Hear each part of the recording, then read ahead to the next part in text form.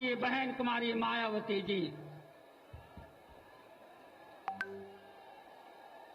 चुनावी जनसभा में इकट्ठा हुए बीएसपी के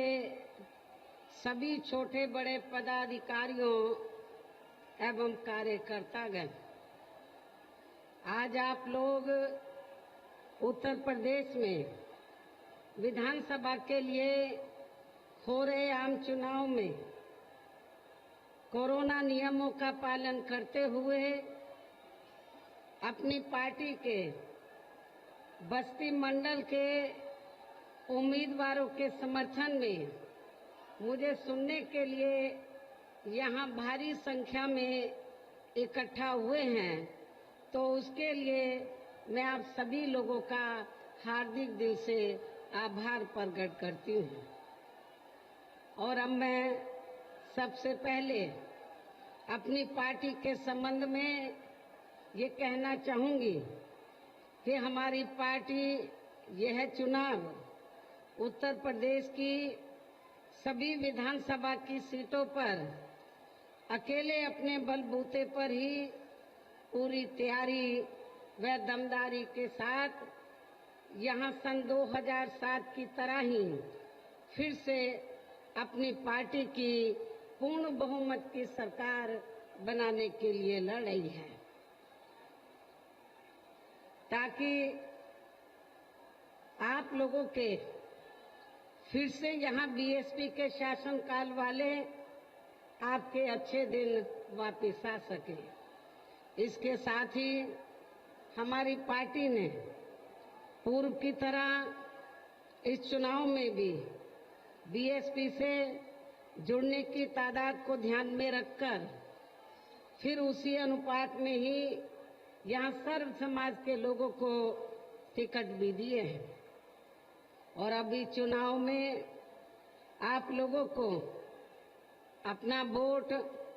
कांग्रेस, बीजेपी, सपा व अन्य विरोधी पार्टियों को न देकर केवल अपनी एकमात्र हितैषी पार्टी बहुजन समाज पार्टी को ही देना क्यों जरूरी है, इसे आपको समझना होगा। हालांकि इस संदर्भ में आप लोगों को ये मालूम है कि आजादी के बाद शुरू में काफी लंबे समय तक केंद्र व उत्तर प्रदेश सहित देश के अधिकांश राज्यों में भी कांग्रेस पार्टी की ही अकेले यहाँ सरकारें रही हैं, किंतु इनकी गलत नीतियों व गलत कार्य प्रणाली की वजह से ही अब ये पार्टी केंद्र व काफी राज्यों के साथ साथ यहाँ के उत्तर प्रदेश की सत्ता से भी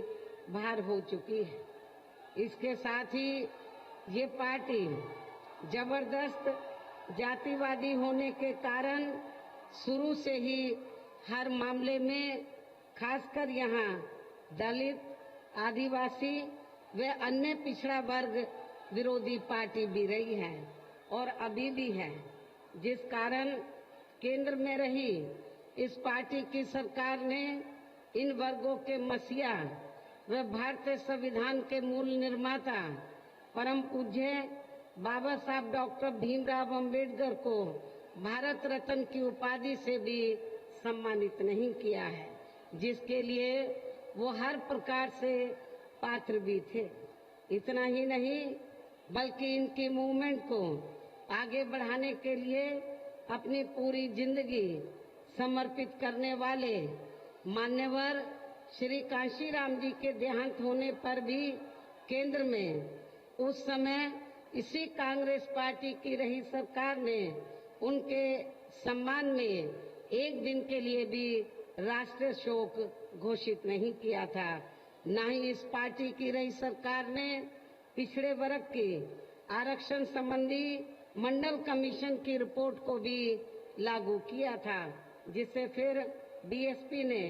अपने कड़े संघर्ष व अथक प्रयासों से ही केंद्र में रही श्री बीपी सिंह की सरकार से ही लागू कराया था। साथ ही इसी सरकार में ही बाबा साहब डॉक्टर भीमराव अंबेडकर को भी भारत रत्न की उपाधि से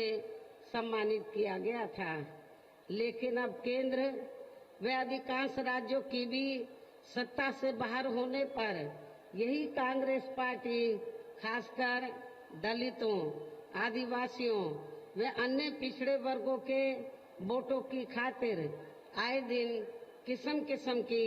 नाटकबाजी करती रहती है, जबकि इन वर्गों के व अन्य और मामलों में भी इस पार्टी की सच्चाई तो ये है कि कांग्रेस पार्टी जब सत्ता में आसीन होती है और इनके अच्छे दिन होते हैं तो तब फिर इस पार्टी को इन वर्गों का विकास व उत्थान आदि याद नहीं आता है तथा न ही इनको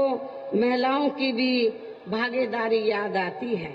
इतना ही नहीं बल्कि इस पार्टी के बाद खासकर यहाँ सपा व बीजेपी आदि की बनी सरकार में भी यूपी की जनता अधिकांश मामलों में काफी ज्यादा दुखी रही है, पीड़ित रही है।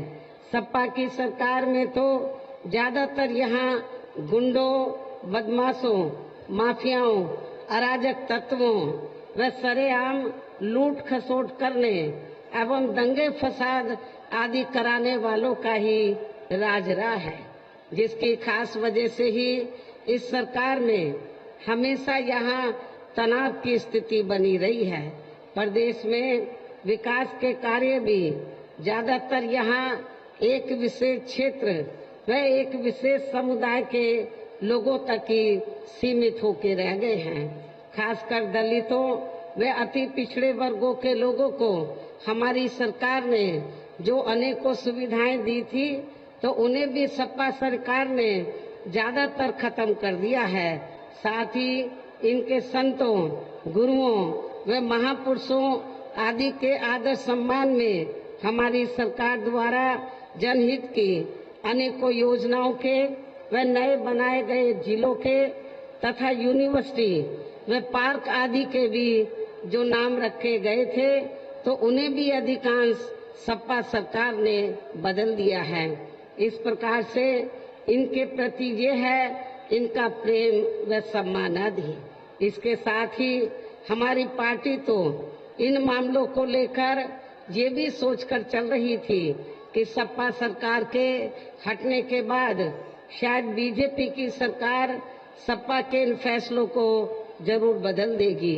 लेकिन ऐसा नहीं हुआ, जिससे सपा की तरह ही बीजेपी सरकार की भी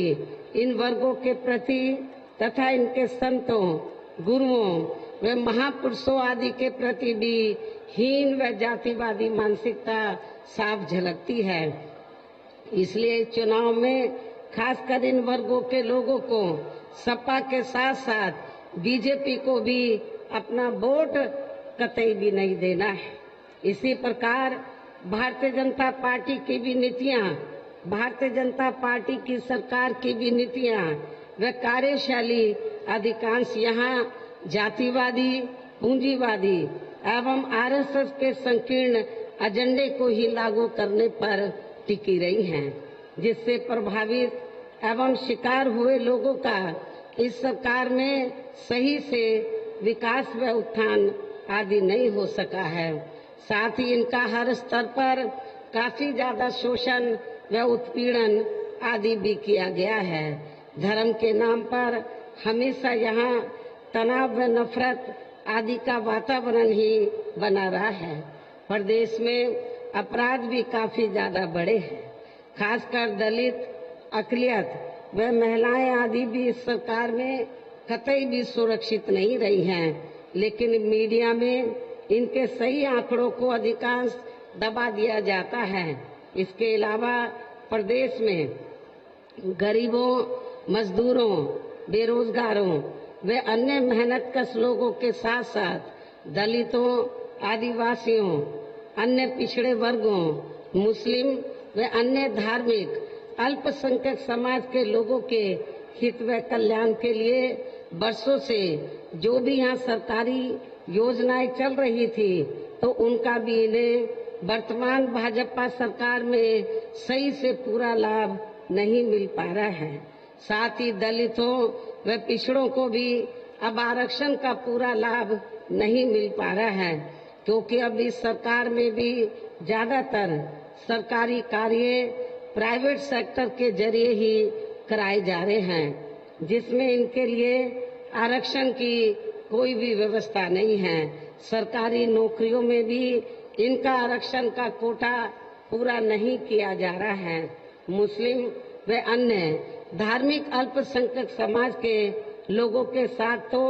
बीजेपी की सरकार में अधिकांश यहाँ सोतेला व पक्षपात वाला रवैया ही अपनाया जा रहा है। विशेषकर मुस्लिम समाज तो इस सरकार में हर मामले में सबसे ज्यादा दुखी रहा है, भयभीत रहा है और अपने आप को असुरक्षित महसूस करता रहा है।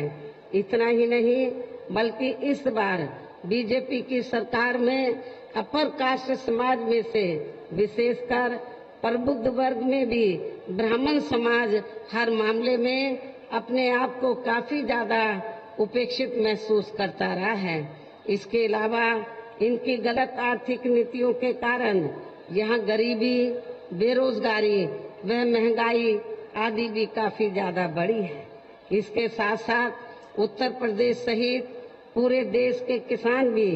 केंद्र सरकार की गलत नीतियों के कारण काफी ज्यादा दुखी व परेशान रहा है और अभी भी है। साथ ही प्रदेश में बेरोजगार लोगों को रोजगार नहीं मिलने के कारण ही ज्यादातर इनको इस सरकार में भी, भाजपा सरकार में भी पलायन करना पड़ा है। जबकि इस मामले में मैं आप लोगों को ये बताना चाहती हूँ, जब बीएसपी के नेतृत्व में 4 बार यहाँ सरकार रही तो मेरी सरकार में पलायन करना तो बहुत दूर की बात रही, बल्कि जो पलायन करके चले गए थे वो भी यहाँ पर वापस आ गए थे। बड़े पैमाने पर लोगों को रोटी रोजी के साधन मिले और मैं आप लोगों को ये विश्वास दिलाना चाहती हूँ, इस बार जब बीएसपी की सरकार बनेगी तो हमारी पार्टी की सरकार की प्राथमिकता ये होगी कि यहाँ पर जो गरीब और बेरोजगार लोग हैं उनको रोटी रोजी के साधन दिए जाएंगे, उनको नौकरियां दी जाएंगी, ये व्यवस्था की जाएगी। इस प्रकार से इन सभी विरोधी पार्टियों की रही सरकारों में शुरू से ही यहाँ यूपी की जनता काफी ज्यादा दुखी व परेशान रही है। विशेषकर कोरोना महामारी के दौरान तो इन सभी की हालत और भी ज्यादा खराब हो गई है। ऐसे में इन सभी विरोधी पार्टियों की रही सरकारों से निजात पाने के लिए अभी चुनाव में यहाँ प्रदेश की जनता को अपनी एकमात्र हितैषी रही पार्टी बहुजन समाज पार्टी की ही सरकार बनाना बहुत जरूरी है, जिसने अपने चारों रहे शासनकाल के दौरान बिना पक्षपात व भेदभाव आदि के यहाँ कमजोर एवं उपेक्षित वर्गों के लोगों के साथ साथ सब समाज में से गरीबों, मजदूरों, बेरोजगारों, किसानों, व्यापारियों, कर्मचारियों, वकीलों एवं अन्य मेहनतकश लोगों के साथ ही युवाओं, छात्रों, महिलाओं व बुजुर्गों आदि के भी विकास एवं उत्थान के लिए अनेकों ऐतिहासिक एवं महत्वपूर्ण कार्य किए हैं और इस बार भी सरकार बनने पर वो सभी कार्य फिर से शुरू किए जाएंगे। प्रदेश में खासकर गरीबी एवं बेरोजगारी आदि को दूर करने के लिए भी इस बार भी विशेष कदम उठाए जाएंगे और इस मामले में हमारी पार्टी की रही सरकार ने यहाँ गरीब एवं भूमिहीन लोगों को खेती करने के लिए जो फ्री सरकारी जमीन दी है तो उसे नियमों के तहत आगे भी जरूर दिया जाएगा। पूर्व की तरह इस बार भी गरीब आवासहीनों को सभी सुविधाओं के साथ फिर से 2 कमरे के पक्के मकान भी फ्री में बना कर दिए जाएंगे। साथ ही पूर्व की तरह देहातों व शहरों आदि को भी सभी जरूरी सुविधाओं से विकसित किया जाएगा। इनके साथ साथ ऐसे अनेकों और भी ऐतिहासिक कार्य किए जाएंगे जो सरकार बनने पर फिर से यहाँ किए जाएंगे। ऐसे जो हमने ऐतिहासिक कार्य किए हैं तो जब बीएसपी की यहाँ सरकार बनेगी तो वो इस बार तो वो कार्य फिर से शुरू किए जाएंगे। साथ ही किसानों को भी किसी भी मामले में निराश नहीं होने दिया जाएगा। इतना ही नहीं बल्कि बीएसपी की रही सरकार में ही दलित एवं अन्य पिछड़े वर्गों में जन्मे अपने महान संतों, गुरुओं व महापुरुषों आदि को भी विभिन्न रूपों में जो पूरा आदर सम्मान दिया गया है, वो इस बार भी उनके सम्मान में कोई कमी नहीं आने दी जाएगी। आप लोगों को ये मालूम है, आजादी के बाद यह बहुत सी पार्टियों की सरकारें बनी, लेकिन किसी ने भी आपके संतों, गुरुओं और महापुरुषों को आदर सम्मान नहीं दिया है। बीएसपी की देश में ये पहली सरकार थी जिसने पूरा उनको आदर सम्मान दिया है और उनके आदर सम्मान में आगे भी कोई कमी नहीं आने दी जाएगी। इसके अलावा आपके बस्ती मंडल की जो भी यहाँ स्थानीय समस्याएं होंगी तो उन्हें भी दूर करने का पूरा प्रयास किया जाएगा। इसके साथ साथ केंद्र व यूपी सरकार के भी विवादित नियमों व कानूनों को यहाँ लागू नहीं होने दिया जाएगा। इसके साथ ही बीएसपी की सरकार बनने पर यहाँ बीजेपी व सपा आदि के शासनकाल की तरह कानून व्यवस्था को किसी भी कीमत पर खराब व लचर नहीं होने दिया जाएगा तथा हर स्तर पर यहाँ कानून द्वारा कानून का राज ही कायम किया जाएगा। जाति व धर्म के आधार पर यहाँ लोगों का किसी भी प्रकार से शोषण व उत्पीड़न आदि नहीं होने दिया जाएगा, जैसा कि वर्तमान भाजपा सरकार में हो रहा है। खासकर कानून व्यवस्था को बेहतरीन बनाने के लिए विशेष अभियान के तहत जाति व दलगत राजनीति से ऊपर उठकर यहाँ गुंडों, बदमाशों, माफियाओं व अन्य आपराधिक एवं अराजक तत्वों को भी जेल की सलाखों के अंदर ही भेजा जाएगा, जहां मेरी सरकार में इनकी जेल के बाहर नहीं बल्कि जेल के अंदर ही सही जगह होती है। इतना ही नहीं बल्कि वर्तमान भाजपा सरकार ने जाति, धर्म व राजनीतिक द्वेष की भावना के तहत जिन लोगों को खासकर धरना प्रदर्शन आदि के नाम पर जबरदस्ती गलत धाराओं में फंसा के उन पर अनेकों केस चलाए हुए हैं, तो उन मामलों की भी सही से जांच करा के उनके केस भी खत्म कर दिए जाएंगे। इसके साथ साथ प्रदेश में खासकर शिक्षा के क्षेत्र में व अन्य और विभागों के भी कर्मचारी जो आए दिन अपनी मांगों को लेकर धरना प्रदर्शन एवं हड़ताल आदि करते रहते हैं, तो उन सभी मामलों को निपटाने के लिए एक आयोग का गठन किया जाएगा और उनकी सही मांगों को मान लिया जाएगा, जिसमें कर्मचारियों की पुरानी पेंशन योजना को भी लागू किया जाएगा। ये भी मैं आपको कर्मचारियों को बताना चाहती हूँ। इनके अलावा सर्वजन हिताय व सर्वजन सुखाय को लेकर अन्य और भी जरूरी कार्य किए जाएंगे, लेकिन ये सभी कार्य करने के लिए इस चुनाव में यहाँ बीएसपी को सत्ता में लाना बहुत जरूरी है, जिसके लिए पार्टी के लोगों को वोट पड़ने तक यहाँ सभी विरोधी पार्टियों के साम, दाम, दंड भेद आदि हथकंडों से भी जरूर सावधान रहना है। और इस मामले में विरोधी पार्टियां चुनाव होने से कुछ समय पहले व चुनाव के दौरान भी अपने पक्ष में हवा बनाने के लिए खासकर मीडिया व ओपिनियन पोल एवं सर्वे आदि का जो बड़े पैमाने पर गलत इस्तेमाल करती हैं, तो उससे आप लोगों को बिल्कुल भी गुमराह नहीं होना है। जैसे सन 2007 के हुए विधानसभा चुनाव में उस समय मीडिया में जो बीएसपी को लेकर ओपिनियन पोल व सर्वे आदि दिखाए गए थे, तो वो गलत साबित हुए थे। इस बार भी आप लोगों को गलत साबित करके दिखाना है, ये भी मैं आप लोगों को बताना चाहती हूँ। इतना ही नहीं बल्कि यहाँ हो रहे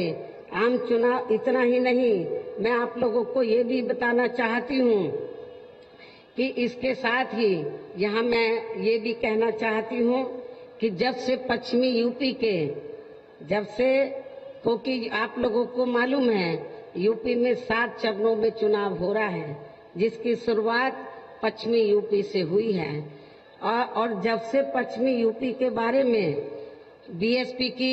दलितों व मुसलमानों की स्थिति को लेकर भारत सरकार के माननीय गृह मंत्री जी ने एक अपने इंटरव्यू में जो एक सवाल जवाब में जो कुछ कहा है, तो तब से यहाँ मीडिया व विरोधी पार्टियों ने भी फिर से ये रागना शुरू कर दिया है कि बीएसपी बीजेपी की बी टीम है, जिसमें रत्ती भर भी सच्चाई नहीं है। और यदि बीएसपी बीजेपी की बी टीम होती तो फिर सपा ने यहाँ एक बार विधानसभा का व दूसरी बार लोकसभा का आम चुनाव बीएसपी के साथ मिलकर क्यों लड़ा था। इस बारे में मीडिया व सपा भी जनता को जरूर बताए। इतना ही नहीं बल्कि अपनी पारिवारिक व राजनीतिक स्वार्थ के लिए आपसी रिश्तों व मेल मिलाप तथा संसद के भीतर देश व दुनिया के सामने जब श्री मुलायम सिंह यादव के भाजपा को जीत का आशीर्वाद देने आदि को थोड़ी देर के लिए भुला भी दिया जाए, आदि को देने के लिए थोड़ी देर के लिए भुला भी दिया जाए, तो भी खासकर श्री मुलायम सिंह यादव का सन 1977 में बीजेपी के साथ यूपी की सरकार में बने रहना तथा श्री कल्याण सिंह के साथ उनका गले मिलना तथा सन 2003 में मेरे सरकार छोड़ने के बाद बीजेपी के सहयोग से यूपी की सत्ता में अचानक आ जाना यहाँ के लोग कैसे भुला सकते हैं। इसके साथ साथ सपा की तरह ही कांग्रेस पार्टी ने भी यहाँ विधानसभा का आम चुनाव एक बार बीएसपी के साथ मिलकर क्यों लड़ा था तथा केंद्र में भी अपनी सरकार के लिए कई बार बीएसपी का समर्थन क्यों लिया था, इस बारे में भी मीडिया व कांग्रेस पार्टी भी जनता को जरूर बताए, जिससे ये साफ जाहिर होता है कि यदि इनका बीएसपी से स्वार्थ सिद्ध होता है तो बीएसपी बीजेपी की बी टीम नहीं है, और यदि नहीं होता है तो फिर ये लोग बीएसपी को बीजेपी की बी टीम बताते हैं। ये सब इनकी घिनौनी राजनीति नहीं है तो और क्या है। ये सब कहना इनकी लोमड़ी की उस कहावत की तरह है कि अंगूर खट्टे हैं, जबकि इस मामले में सच्चाई तो ये है कि बीएसपी एक नेशनल लेवल की पार्टी है और ना ही हमारी पार्टी यहाँ किसी भी पार्टी की ए या बी टीम है। इसी प्रकार कुछ जातिवादी मीडिया खासकर दलितों को गुमराह करने के लिए अक्सर ये भी दर्शाता रहता है कि आपकी बहन जी जहाँ पर दलितों का उत्पीड़न होता है वहाँ पर क्यों नहीं जाती है, जबकि कांग्रेस की यूपी की प्रभारी वहाँ जाती है। लेकिन उनको मैं ये भी बताना चाहती हूँ कि मैं अपनी पार्टी की श्रीमती सोनिया गांधी की तरह राष्ट्रीय अध्यक्ष भी हूँ, और इस संबंध में यहाँ मैं मीडिया से ये भी पूछना चाहती हूँ, क्या सोनिया गांधी कभी ऐसे मौकों पर यहाँ आई है? मैं समझती हूँ नहीं आई है। इसके साथ ही यहाँ मैं इनको ये भी बताना चाहती हूँ कि हमारी पार्टी ने कांग्रेस की यूपी की प्रभारी की तरह यहाँ बड़ी संख्या में ऐसे पदाधिकारी तैयार कर दिए हैं जो दलितों पर अत्याचार होते ही तुरंत वहाँ उनकी मदद के लिए पहुँच जाते हैं, और वे कांग्रेस व अन्य पार्टियों की तरह मीडिया में जाकर नाटकबाजी नहीं करते हैं। जबकि इस मामले में कांग्रेस पार्टी की हकीकत तो ये है कि जिस पार्टी ने इन वर्गों के मसीहा बाबा साहब डॉक्टर भीमराव अम्बेडकर को कभी भी आदर सम्मान नहीं दिया है, जिसका मैं शुरू में ही काफी कुछ जिक्र कर चुकी हूँ, तो वो पार्टी कभी भी इन वर्गों की हितैषी व शुभ चिंतकारी नहीं हो सकती है। इसलिए आप लोगों को इस चुनाव में खासकर जातिवादी मीडिया व ऐसे दोहरे चरित्र रखने वाली पार्टियों से भी जरूर आप लोगों को सावधान रहना है। इतना ही नहीं बल्कि यहाँ हो रहे विधानसभा आम चुनाव को प्रभावित करने के षड्यंत्र के तहत कभी आतंकवाद के नाम पर व कभी महाराष्ट्र में चल रही जांच एजेंसियों की गतिविधियों को भी लेकर जो कुछ हो रहा है यह अति दुर्भाग्यपूर्ण है। आप लोगों को इनसे भी बिल्कुल गुमराह नहीं होना है। इसके साथ ही पूर्व की तरह इस चुनाव में भी विरोधी पार्टियों ने विभिन्न रूपों में जो अपने हवाई व प्रलोभन भरे चुनावी घोषणा पत्र आदि जारी किए हैं, जिन्हें सत्ता में आने के बाद ये पार्टियां अधिकांश अमल में नहीं लाती हैं, तो उनके बहकावे में भी आपको कतई नहीं आना है, जिन पर से अब जनता का काफी हद तक विश्वास ही उतर गया है। इसलिए इस मामले में बीएसपी किसी भी चुनाव में विरोधी पार्टियों की तरह अपना कोई भी चुनावी घोषणा पत्र आदि जारी नहीं करती है। वैसे भी बीएसपी कहने में बहुत कम बल्कि कार्य करके दिखाने में ही ज्यादा विश्वास रखती है, और ऐसा हमने यहाँ यूपी में अपनी चारों रही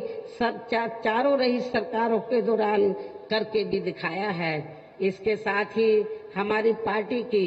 चारों रही सरकारों ने प्रदेश में बिगड़ी हुई कानून व्यवस्था को सुधारने के साथ साथ प्रदेश के विकास व आम जनहित के लिए जो असंख्य अति महत्वपूर्ण कार्य किए हैं, वो अभी तक यहाँ किसी भी विरोधी पार्टी की सरकार ने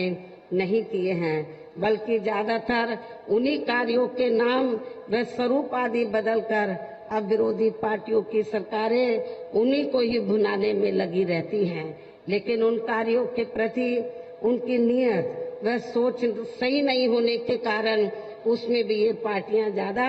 सफल नहीं हो पाई हैं। और अब मेरा यही कहना है कि आप लोगों को इस चुनाव में अपने हित व कल्याण के लिए या फिर से बीएसपी की सर्वजन हिताय व सर्वजन सुखाय की नीतियों पर आधारित सरकार बनाना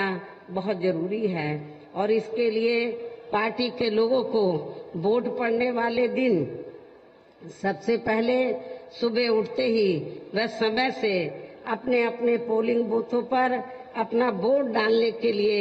जरूर जाना है। हमारी माताएं बहनें यहाँ बड़ी संख्या में मुझे सुनने के लिए आई हैं, उनसे भी मेरी पुरजोर अपील है कि वोट वाले दिन आप पुरुषों से पीछे नहीं रहेंगी, बढ़ चढ़कर आप इस चुनाव में हिस्सा लेंगी, अपना एक एक वोट जरूर डालेंगी। इसके साथ ही आपका वोट अन्य कोई व्यक्ति ना डाल सके, इसका भी आप लोगों को खुद ही ध्यान रखना है। इसके साथ साथ आपकी पार्टी का कोई भी वोट पड़ने से ना रह जाए, तो उसका भी पार्टी के हर पोलिंग बूथ की कमेटी को विशेष ध्यान रखना है। और अब मेरी बीएसपी के लोगों से यही पुरजोर अपील है कि पार्टी ने यहाँ आपके बस्ती मंडल में जिन भी विधानसभा की सीटों पर अपने उम्मीदवारों को चुनाव के मैदान में उतारा है, जो यहाँ मंच पर आपके सामने यहाँ मौजूद भी हैं, तो उन्हें आप लोगों को वोट वाले दिन अपनी पार्टी के हाथी चुनाव चिन्ह के सामने वाले बटन को दबा के जरूर जिताना है। और फिर से आपको यहाँ सन 2007 की तरह ही बीएसपी की अपनी पूर्ण बहुमत की सरकार जरूर बनाना है। तभी फिर प्रदेश में अमन चैन कायम होने के साथ साथ यहाँ सभी धर्मों व वर्गों के लोगों का भी सही से विकास व उत्थान आदि हो सकता है। साथ ही यहाँ अन्याय, अपराध, भय व भ्रष्टाचार मुक्त एवं विकास युक्त वातावरण भी पैदा हो सकता है। और तभी फिर यहाँ परम पूज्य बाबा साहब डॉक्टर भीमराव अंबेडकर एवं मान्यवर श्री कांशीराम जी आदि का भी सपना सही साकार हो सकता है। इस उम्मीद के साथ ही अब मेरा यही कहना है कि आप लोगों को क्या करना है, वोट वाले दिन आप लोगों को पूरी तैयारी करके आप लोगों को हर पोलिंग बूथ को जिताना है, बीएसपी को सत्ता में लाना है। आप लोगों को हर पोलिंग बूथ को जिताना है, बीएसपी को सत्ता में लाना है। वैसे आज आप लोगों की भीड़, आप लोगों की ये अपार भीड़, वह भीड़ के जोश को भी देखकर मुझे ऐसा लग रहा है कि आप लोग बीएसपी के नेतृत्व में अपनी 5वीं बार सरकार जरूर बनाएंगे और अपनी बहन जी को 5वीं बार यूपी का मुख्यमंत्री जरूर बनाएंगे। और मैं पुनः आप लोगों को विश्वास दिलाना चाहती हूँ, जब 5वीं बार इस बार मेरे नेतृत्व में बीएसपी की सरकार बन जाएगी तो आप लोगों की सभी समस्याओं का हल किया जाएगा। खास तौर से जो गरीब बेरोजगार लोग हैं उनको रोटी रोजी के साधन दिए जाएंगे। आपके ऊपर किसी भी प्रकार की जुर्म जाति नहीं होने दी जाएगी। और मेरी सरकार ने जो पूर्व में फैसले लिए हैं वो सभी फैसले फिर से लागू किए जाएंगे। डॉक्टर अंबेडकर ग्राम विकास योजना के तहत, मान्यवर शहरी समग्र विकास योजना के तहत गांवों और देहातों को सभी सुविधाओं से विकसित किया जाएगा। उन देहातों को और शहरों को प्राथमिकता के आधार पर विकसित किया जाएगा जहां पर वीकर सेक्शन के लोग रहते हैं, गरीब व वीकर सेक्शन के लोग रहते हैं। ये भी मैं आप लोगों को विश्वास दिलाना चाहती हूँ। मुझे पूरी उम्मीद है कि आप लोग बस्ती मंडल से इस बार अपनी पार्टी का जरूर अच्छा रिजल्ट लाएंगे। इस विश्वास के साथ ही अब मैं पुनः अपनी पार्टी के बस्ती मंडल के सभी उम्मीदवारों को जिताने की पुरजोर अपील करते हुए अपनी बात यहीं समाप्त करती हूँ। जय भीम, जय भारत।